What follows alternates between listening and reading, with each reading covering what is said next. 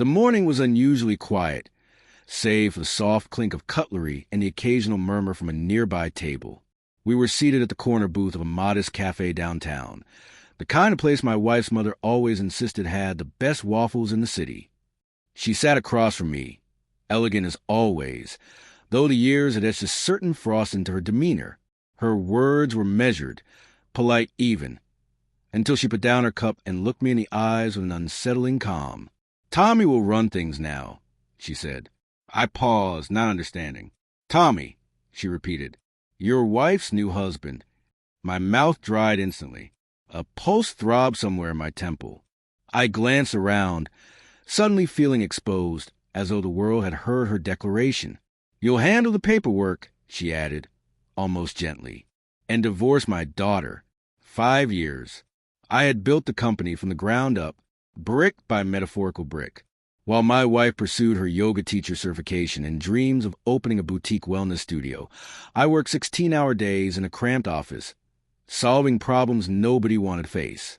When her mother approached me with the idea of building a tech startup together, I said yes, not because I wanted wealth, but because I wanted to build something meaningful for my family. For her.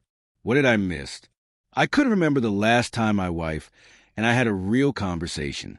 We shared the same house, but lived separate lives, mine buried in spreadsheets and strategy decks. Hers a blur of social media, green smoothies, and Tommy. Tommy. He used to work under me, a marketing intern who wore too much cologne and said bro more times than was socially acceptable. He was harmless, or so I thought. I even mentored him, offered him projects to prove himself. He would bring my wife oat milk lattes when he visited the house, claiming it was for team morale. I never questioned it. I was too trusting, too focused, apparently too blind.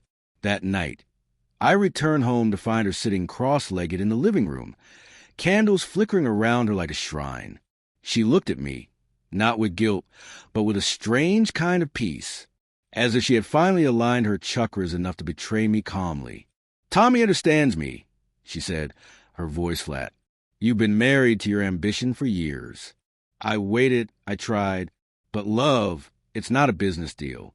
I wanted to scream, to shout at the hypocrisy of her words. But all I felt was a slow crush of everything I had sacrificed turning to dust. "You're really doing this?" I asked, barely above a whisper. She nodded. "And your mother?" "She's just helping smooth the transition. It's better this way." Cleaner. Like this was a cut-and-dry transaction. An old employee steps in, the husband is quietly moved aside, and the press release reads like a strategic pivot. My heart wasn't just broken. It was humiliated, replaced. I slept in my car that night. Over the next few weeks, I signed paper after paper. The divorce documents, the equity transfer, the resignation letter. Each stroke of the pen felt like a betrayal of the man I used to be. Hopeful, hungry, and naive enough to believe that love and loyalty walked hand in hand with effort and endurance. Tommy moved into my home, into my bed, into the company office I built from scratch. I found out from an investor email that he'd been named CEO, though the press release spun it as a natural evolution. He wore a tailored suit now, polished and grinning, standing beside my wife at launch parties and giving interviews about vision and culture, phrases I had lived, not just uttered. Some nights, I watched their public life unfold on social media.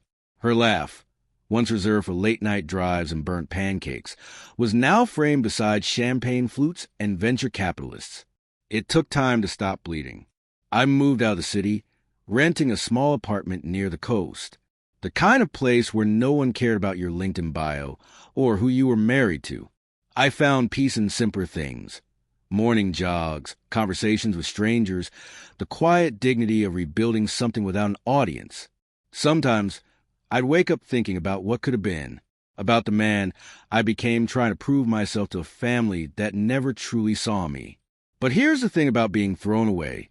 You get to decide whether to stay broken or become unbreakable. I started sketching out ideas again, not to impress anyone, not to reclaim lost glory, but because I still believe in creating something meaningful. This time, I wouldn't build it for someone else's approval. This time it would be mine. I heard months later that Tommy had stumbled, The company was struggling. Some poor decisions, a PR scandal, investors pulling back. My ex-wife's name faded from the headlines, replaced by newer influencers and shinier promises. They say karma moves quietly.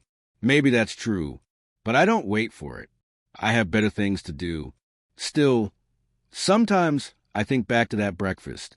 The moment she said his name, the moment everything changed. And strangely, I feel no hate, just the way to clarity. Love isn't always enough. Effort doesn't guarantee loyalty. And sometimes the people you build for are the very ones who tear it all down. But the thing they didn't understand is paperwork can be shredded, but spirit, it rebuilds. Stronger, sharper, and this time wiser.